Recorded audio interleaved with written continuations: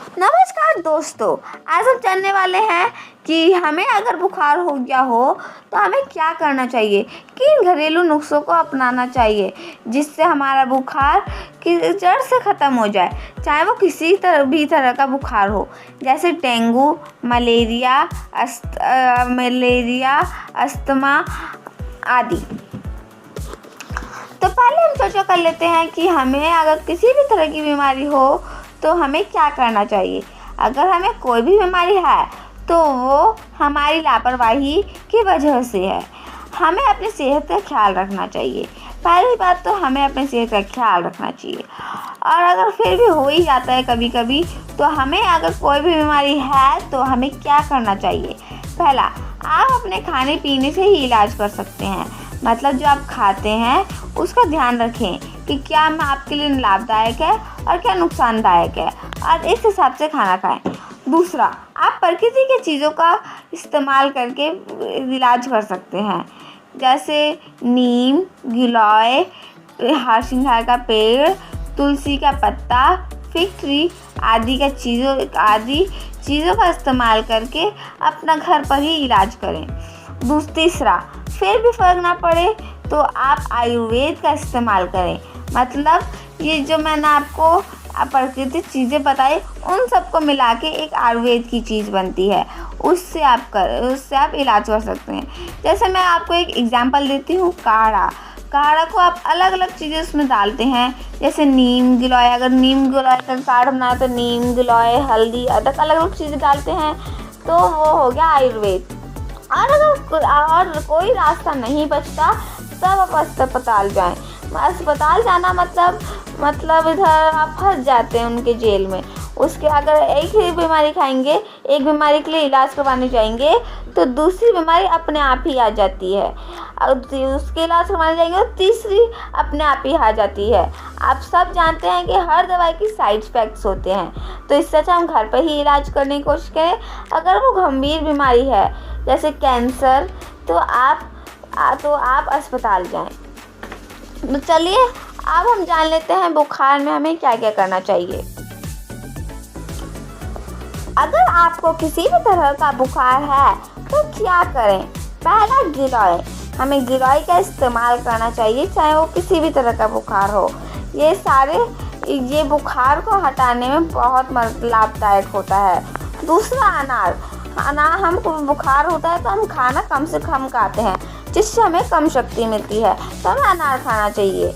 उसके बाद नमक का पानी। नमक का पानी पीने से हम हाइड्रेट रहते हैं और बुखार भी इससे जल्दी मिट जाता है। और चौथा, अलग अलग तरह के पानी। हम अलग अलग तरह के पानी के बारे में जानेंगे जो हमें पीना चाहिए। तो चलिए हम थोड़ा जड़ से इनके बारे में जान लेते हैं। तो पहला गिलोय है। आप अच्छे से पहचान लें गिलोय कैसा दिखता है, और अगर आपके कहीं भी आसपास ये दिखता है तो इसको लेके आएँ और इसका इस्तेमाल करें। ये ज़रूरी नहीं कि इसका इस्तेमाल सिर्फ बीमार लोग ही कर सकते हैं, इसका इस्तेमाल सब कर सकते हैं। हफ्ते में आधा गिलास तो इसको पी ही सकते हैं, जिससे हमारा स्वास्थ्य बना रहेगा। हमें बुखार आने के चांसेस भी कम रहेंगे और हम स्वस्थ रहेंगे। किसी भी तरह के जर्म्स हमारे अंदर नहीं जाएंगे। यह बुखार में बहुत ज़्यादा लाभदायक है और बुखार को हटाने में बहुत मदद करता है, तो इसका सेवन ज़रूर करें। कैसे करें, आइए देखते हैं। Health benefits of giloy. 1. Giloy in case of chronic fever. 2. Giloy for dengue fever. 3. Giloy for high fever. 4. Giloy for coronavirus infection. 5. Giloy for diabetes issue. सबसे ज़्यादा लाभदायक गिलोय का काढ़ा होता है।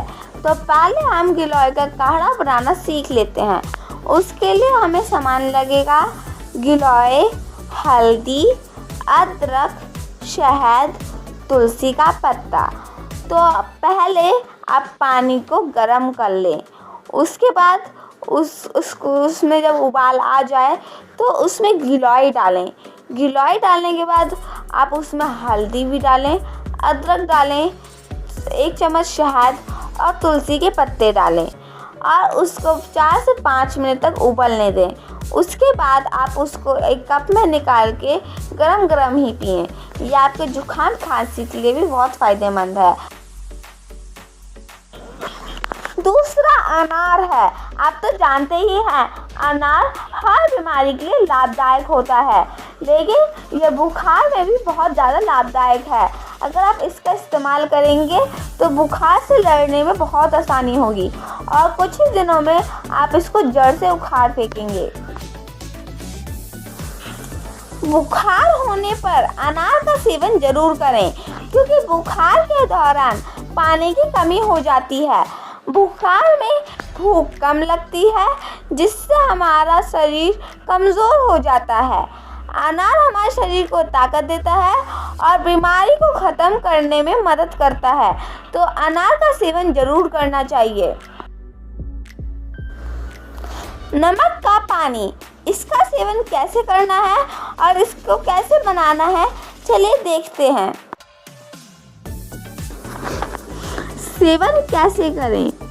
नमक को 5 मिनट तक भून लें कढ़ाई या तावा में, और फिर गुनगुने पानी मतलब हल्का गर्म पानी में नमक डालकर उसको सुबह शाम पिए, जिससे आपको बुखार में लड़ने को की शक्ति मिलेगी, आपको पानी की कमी नहीं रहेगी और आप बुखार को जड़ से भगा सकेंगे। तो एक बार इसका भी सेवन करके ज़रूर देखें। चौथा, पानी। हमें किस तरह का पानी पीना चाहिए और कैसे पीना चाहिए, आइए जानते हैं। नींबू का पानी। बुखार में नींबू का पानी बहुत फ़ायदेमंद है। यह हमारे बॉडी में पानी पहुंचाता है और इस बुखार को जड़ से भगाता है। नींबू में आप जानते हैं बहुत सारे तत्व होते हैं जो हमारे शरीर पे बहुत ज़्यादा अच्छे होते हैं, तो ऐसे को तो ये बुखार में भी बहुत फ़ायदेमंद है। फिर है अजवाइन का पानी। अजवाइन का पानी हम कैसे बना सकते हैं। हमें 2 गिलास पानी लेना है, उसमें 1 चम्मच अजवाइन डालना है और उस 2 गिलास पानी को 1 गिलास बना लेना है और फिर उसका सुबह शाम सेवन करना है। इन दोनों पानियों का सुबह शाम और सेवन करेंगे तो आपका बुखार जड़ से ख़त्म हो जाएगा और आप दोबारा एक स्वस्थ इंसान बन जाएंगे।